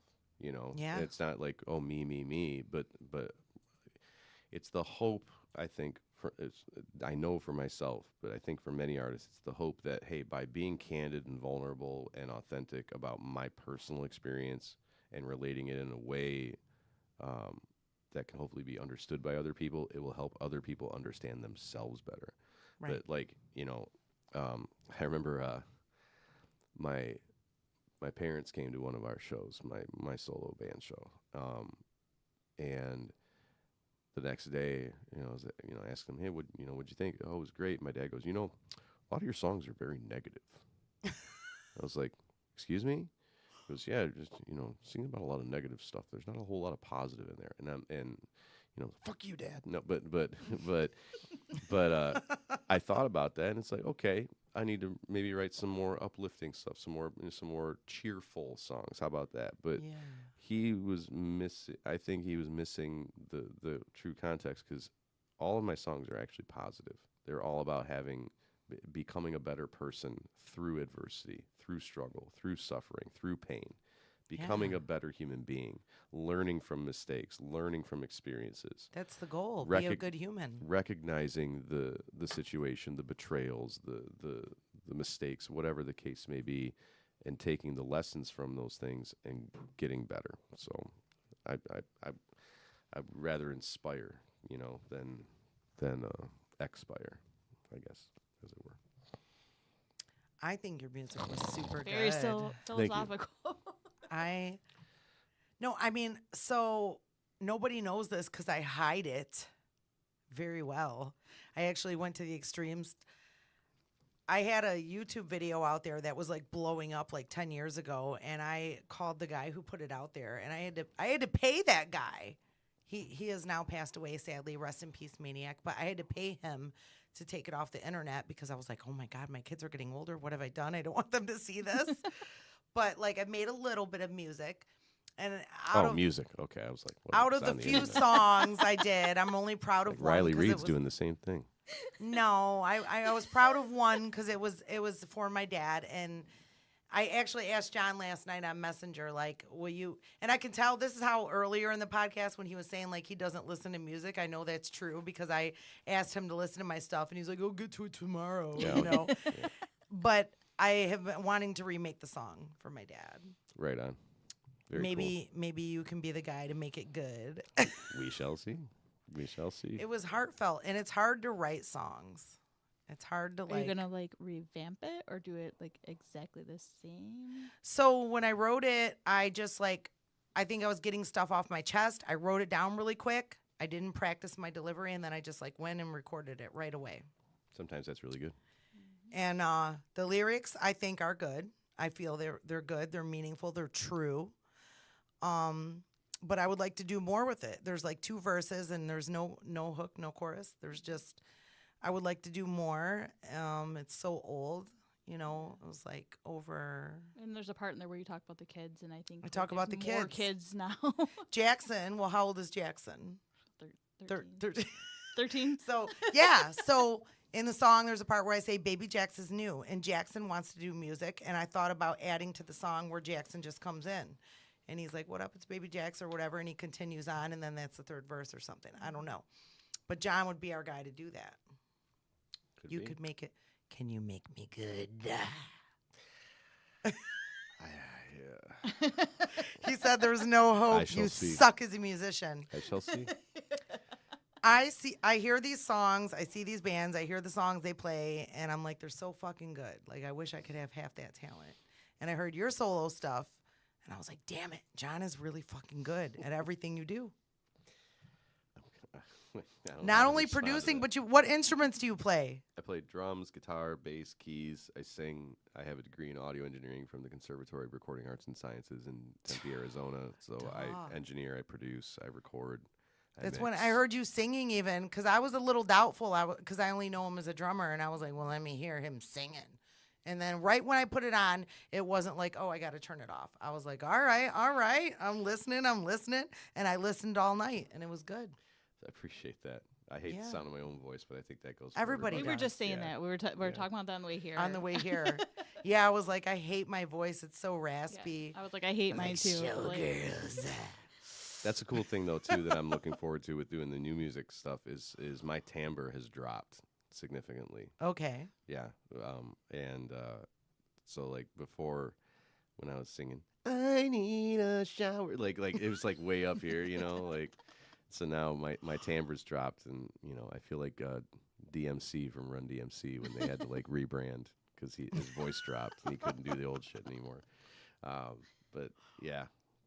I also want to get out and play more shows, solo stuff. Just me and the guitar going out and doing it and trying to get some shows booked. Hopefully get by a tour summer. booked.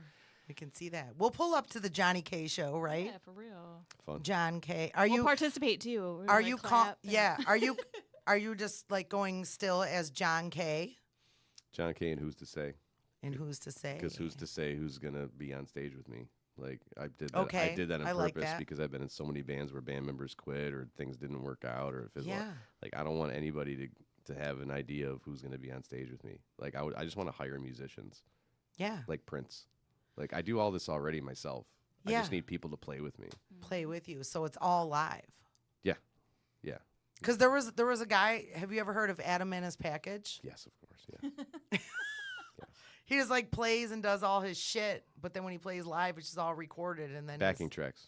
Yeah. Yeah. We did that. Me and Steve, my bassist for the group, we did duo shows. We even toured with it where we had backing tracks going off an iPod. How did that feel? Was that weird? iPad. Yeah, it's fucking. It's different. It's not the same as everything live. No, having a live drummer changes everything. Yeah. I would do backing tracks for everything except the drums and just have a live drummer with me. I say with no ego or conceit though, it's just the reality that Personally, it's as a very hard for me fan- to find a drummer that I can be comfortable like giving them the reins and like you As know. a fan, I want to see all the instruments live. Agreed. I want to see it all live. Definitely. But it takes commitment, and a band is not a democracy. It's a group of individuals who have divergent ambitions and goals who have decided to make music together for an indeterminate amount of time. So, Well, Jay Navarro from the Suicide Machines gave my daughter advice at Summer Circus. I don't remember what month was that when we just saw that. Some in July, maybe. In July, we Oh, saw no. Less Than Jake Summer Circus, and my daughter is a musician, and she was talking to him, and he told her, no matter how many band members quit or whatever the fuck goes on, you just replace them and keep it moving. if you got major label songs and you got streams and you got income coming in from sync placements and stuff, Keep it moving. you got the money you got the capital to hire people, go for it. Go for it. That, like, honest to God, if I had an injection of $100,000 right now, I'd already be on tour. I already have hired musicians, and if you can't play it, if you keep screwing up, fired. Like, like You're out of here. like, I mean, it's not ego; it's just reality. That's what Prince did. That's what James Brown did. For Christ's sake, it was famous. If James Brown be Yeah. dancing, doing, and somebody screw up, and he go like that, and like flash his hand like that. and that- They're You're done. no, it's You're five. the No, fuck outta that's here. $5 off your pay for tonight, Jimmy Bill. Like, 5. 10. Like he'd find his band right on stage. It's phenomenal. But when you can do it, you can do it. You know, like. But again, I don't know. I think that's why Jack White had to leave Super Negative Detroit. It's because you try to bring people together, you try to get it on a common cause, but somebody always thinks that you're up to no good or that like it's all about you. And no, it's all about the songs. You come write the songs. I write the songs. You come write the songs. If you got songs that are as good and can compete with my songs, let's go. But if you don't got it, you're going to listen to me and do what I say because they're my songs. Beg your pardon. Like, I mean, that's fair. that's why I like That's drumming and fair Frank enough. White. They're not my songs. Yeah. And I come in and I'll play him down the way that I hear him on the record, pretty much. And I do my best not to add any flair or whatever. I do my thing. But then after learning the song the way that they like it, now I have the freedom to experiment. When you know the rules and you obey the rules, then you can start bending and breaking the rules. It's when somebody comes in and it's like, yeah, I heard it, but I'm going to do it like this instead. No, you're not. Fuck you. You're going to learn the part on the record first. Like, I've been like I film Frank White. We film every band we see for the most part. And I was filming Frank White in Toledo, and I try to get all of the band members. I feel like you can never see the drummer. Nope. So you Talk try about to that. you try to like this, you know what I'm saying? Sneaking in there. And I was it just got lucky enough where I was zooming in on John, and I filmed that. I posted it, and then like later he like reacts to the story on Instagram, and he's like, "You caught me where I fucked up." yep. Yeah. I'll notice it. Yeah. And it's like we didn't We had no notice clue. that. We had That's no okay. It was a clue. great show. We don't notice that, It's fine. It's fine. and I love it. Keep fucking up. I don't mind if Yeah, human beings are going to make mistakes, and that's okay. That's okay. As long I as it love doesn't it, and I can't train wait. wreck the show. There's a reason why the drummer has a throne and the rest of the band is sitting on stools. That's or right. Benches. That's right. Throne, baby. King. Let's go. It's hard to see the drummer every time. You got to shoot him from the side. I've If you're going to shoot actually the drummer, you got to do it from I the side. addressed that. I don't know if you noticed, but at the small show, because we set up PT's set up for sound check before all the other groups. I shifted things over, and I told the dudes, I'm like, hey, if you're in the front, don't stand directly in front of me. People want to get shots, you know, and it's not Yeah. about. No, it's true. That's true. And that's based on the The conversation I whole had with band. Yeah. you. Yeah, I Mhm. would agree with that. the Mhm. whole fucking There's a way to do band. it, man. There's a way to do it, and not only that, but like, you know, it's stuff like that where it can go one way or another. It could be received as you're pretentious, or you're being narcissistic, or selfish, or it's all about you, or it could be like, no, that makes sense because fans do want to see the whole band. Like, it's one of the biggest misconceptions I think people have about me is that I think everything's all about me, or that I'm a big narcissist, or that, oh, John's gonna make everything about him. No, I'm making everything about the show or the production or the song. It's about serving the music, serving the audience. Because if you serve the music and serve the audience, you will have a career if your music's good and if you put on a good performance. So I was pay actually attention going to to the ask details. you, because you juggle multiple roles like artist, you know, engineer, producer. Like, where do you decide on the spot to put your energy?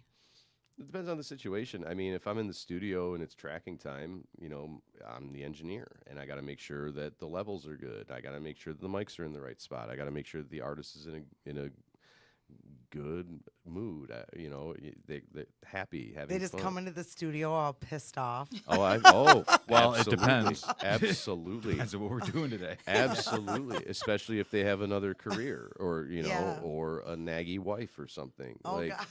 Bring it with them. Like, don't bring it to Absolutely. work with you to record. but they can't help it because they have their fucking phone with them. Yeah. So they're being texted about it. Their phone's blowing up with, I can't believe you're at the studio again.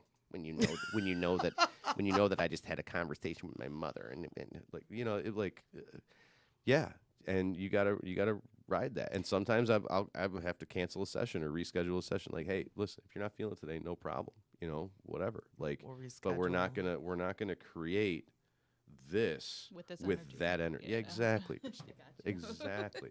So I wear many different hats. I'm a budget manager in chief, personnel manager in chief, arranger in chief, time manager in chief, Yeah. armchair psychiatrist in chief. Yes. And that's actually why I stopped producing and recording other people for a long time. I stopped in 2016 because I was tired of being that armchair psychiatrist, Because psychologist. it takes a toll on you too. I think. To Yeah, I'm investing all this catch energy. all the energy. Exactly, I'm investing all this energy, and Yeah. now when I'm working, My sister is my psychiatrist all the time. there you go. See, yeah. That's good.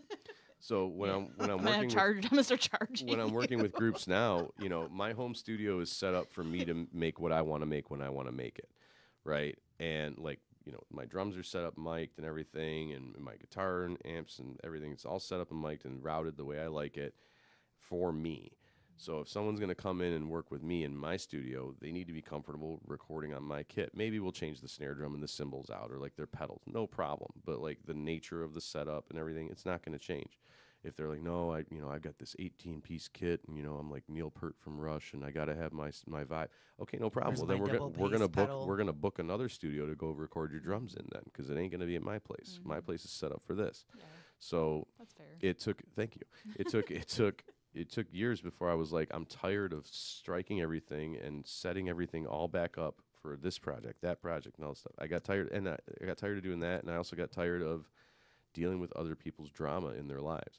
I hate drama. My life is drama free, and when drama starts to approach me, I piece the fuck out. It's life's too short for That's that. how shit. it should be. Life's Yeah. too short for that shit. So That's how it should be. people, unlucky and unhappy people can infect you with their bullshit, and it's like creeping vines. Before you know it, you're entangled in their mess and enmeshed in their life. I don't want to do that. And it's like, if you got a problem, go to the bathroom, because that's where the mirror is. All right. And so Yeah. I got take a look in the mirror. damn right. So I got tired of doing all that. So now I only work with artists who have their head on straight and understand that the studio is it's a safe space. It's a sanctuary. It's not a safe space for you to vent all your bullshit on everybody in the room. It's a safe space for you to be free to do what you want without judgment or reservation. Artistically, I can only assume in recording the Triple Threat album, it was nothing but a good experience, because all those guys seem great. And I Assume was away. wondering, and I'm glad earlier you answered. Like, I was like, why isn't Middle out on this fucking album? What the hell? They were in record. I asked them that because we played with them. Frank I White did. love those guys. When the Queers came to town back in August. We were there. We Right. love the Queers. there. And I asked Yeah. them, I said, hey, all due respect, no disrespect intended, why aren't you guys doing the comp? I don't want to pour lemon Yeah. juice on a wound, but, why aren't you guys doing the comp? Why aren't you on this? You're And, so and good. DJ said, well, because you're doing it. And I was like, what? And he goes, no, I'm just kidding. That sounds right. But no, they were talking It's about about DJ. they Yeah. were talking about how they're in recording limbo, and they're going to work on a new album and focus on that. And it's okay, no Yeah. problem, whatever. But I at the show last week, Matt from Middle Out made a point of coming up to me and saying, gave me some compliments about my drumming and whatnot. And I said, hey, I'd love to work with you guys, and I was talking with their drummer Dan about Nice. that. And he said, well, not this round, but the next round, your name's going to be in the ring, to as a possible option, because we like what you're doing, Yeah. That would be awesome. Which I is would look great. forward to that. We saw Middle out when they just were like babies on the scene, or the scene That's- when they were babies. No, like we went to the first old, show, the old Miami. Like the old Miami. And we were like, where have you been all our lives? This is Yeah, they fucking were great good. punk rock, you know what I mean? Just like when we saw Newberg. And I missed them at the Coffin Cat show. Like, I was fashionably late. I think I was working. No. I think I was just coming back from seeing Paul McCartney. So I Yeah. was too tired. You were. Yeah. But And we had our we flight got make it every delayed. year to the The Coffin Cats show. right? Coffin Yeah, Cats they're- Thanksgiving Eve show. It's Played usually two of good. 'em. Yeah. It's always fun. I It's a love good those vibe. guys. Yeah. I love Tommy Coffin's like faces. Like, what is going on when you're playing? Like, I think by the end of the night last time, his mohawk was half smashed down. Probably. I got a picture. Yeah. And I was Yeah, like, their "Fuck." makeup is like smeared off. Yeah. No, those guys are great. Middle Out is great. Newberg is great. Frank White, PT's Revenge. And I love that the show had all four, but I was kind of like, why is Middle Out not on this fucking album? But now we know why. Mm. Yeah, they're doing their own thing. Now we know why. That's the thing with I'm not gonna blame or anything like that because I don't know what's what, but they are on a label, right? Correct. Whether independent or Yeah. otherwise. Yeah, yeah. When you have other people involved in the decision making of the trajectory of new creative output, it can complicate things. And Yeah. so Think I of don't I that. don't pretend to know their business, and who gives a shit? The album's good as it is. The It's album fine. is perfect. It's fine. I There Right. may love be a it. future collab. We shall We see. heard. We shall see. Give it to us. Right? Give it to So- us, bands. So Yeah. yeah, but everything worked out just fine for everybody involved, and No, it's a great album. And I've known John for quite a little while here, and then finding out he produced it, I was like, oh, okay. And then knowing they were working on it, and then hearing when I woke up and then it's on the internet, the first song, I was like, oh my god, this is so good. I love it. I can't get enough. Yeah. it sounds great, and it sounds so good on vinyl. Big shout out to 2424 Vinyl Pressing in Detroit. That was another cool thing is a lot of vinyl that's being produced right now is being done out of the country. It's being done in China or Czech Republic. You got swimmer's ear, bro? Yeah, you are right over there. You're gonna make Okay. it's Pelted. got it's being produced, manufactured in China or Czech Republic. Yeah. We got this done right down the road in Detroit at 2424, and Right in the heart of Detroit. from the time that I delivered the masters to Ben from Frank White to the day that we got the test pressing back, it was only 40 days. I was gobsmacked at how quickly that got turned around. Wow. Yeah, that's amazing. And the vinyl itself, I had to kind of do a double take because it almost feels like the heavyweight 180 gram vinyl, but it's not. It's the standard, but it sounds like it's on 180 gram. It sounds so smooth. The low end is rich and warm. It's the best sounding production I've had the pleasure of being Do you have a favorite hand song in. on there? I'm I'm going to keep hitting you with them. What's your favorite questions, John? Yeah. I think. How about this? Top three. Give me your top three. Top three. Sex by PT's Revenge. And that's because that was a song that they had released before I joined the band. They put an album out in 1998 that had that song on it. Okay. And I have been playing a drum part for that is completely different than what they recorded with. Okay. And we've been doing it live for years, and to finally get that drum part, it's one of my favorite drum parts I've ever done, because it's funky as hell. That is one of my favorites. The Frank White cover that we did of Newberg's song "Wondering" Okay. is so much fun because we just quite honestly, Ben took off from the studio. He needed to get home a little earlier, and me and Jesse and Fief were hanging out doing some touches on it. And Jesse did his ukulele part at the beginning, and then I added some steel drums and some marimba, and then we got the little kids going yay and everything, and love like it. the beach sounds and everything. It's a real mood setter, and the arrangement of that song we had a lot of fun with, because if you listen to the original Newberg version, it's just straightforward punk rock, just from Yeah. right out of the gate. Which till we the end. love. Right. Favorite, yeah. But this starts off as like a jaunty, dun dun dun dun, dun on the beach, like almost like calypso-y, and then it goes into like Goldfinger, Superman ska, and then it goes into straight punk rock, and then it goes into a breakdown. It's and all then, over and then the there's place. double time, like aggressive, punk rock. So yeah, it's an all over the place arrangement, but it's still cohesive and coherent. It sounds natural, so I really like that one. And then I also I like Guild, the first song off the record. I with love Frank Guild. White. I love that song. That's what we opened the show here with, right? Yes. But more than that, I like Shunner, the opening track for side 2. That's one of the things I really liked about doing this with these three bands is Frank White is the more aggressive of the three. Newberg is like a hybrid, aggressive yet poppy, and Yeah. then PT's is more pop. So you go aggressive, hybrid pop, aggressive hybrid pop. And then you flip to side 2 and you drop the needle and it starts with the intro of Shunner, which and it's like, what is this? It gives side 2 a completely different feel. And what's cool is side 2 does have a completely different feel.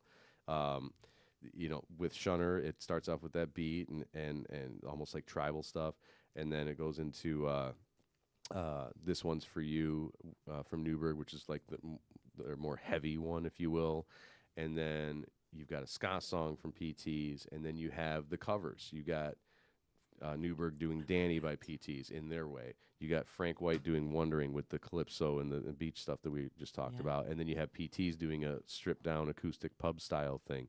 So the side 1, side 2 experience of that album is great. And the cool thing too is I had a concern or a nagging thought that, doing this all in my studio, me producing it, instead of each band going and doing something on their own and then putting it together, would make it sound too stale, too sterile throughout. But each band has their own sonic fingerprint, and each band sounds different, but they all sound like they belong on the same album. I was very pleased with how it ended up turning out. No, I can and feel others that. have as well. So. That's what I felt from the album, even the show. Yeah, I was like, oh my god, so good. Mm-hmm. I need to get the vinyl. It sounds great, man. So I'm gonna leave it to Johnny K. If you had to pick a song to close this out from the Triple Threat, what are we going with? From Triple Threat? Wow. Yeah. Shoot. I mean, my personal favorite is For What It's Worth, but I have my own personal reasons why I love that song so much. Mm-hmm. It's just hitting for me now.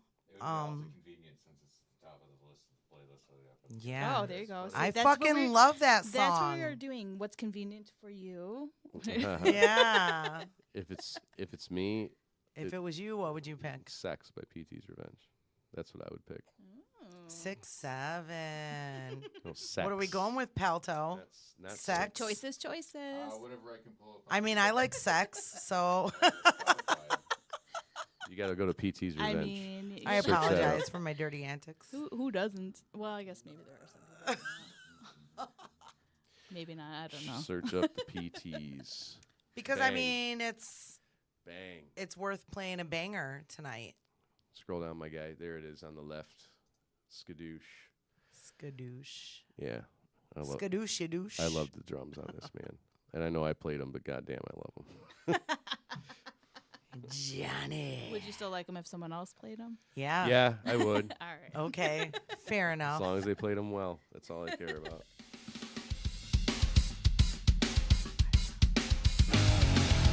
Decide what you wear, what you believe.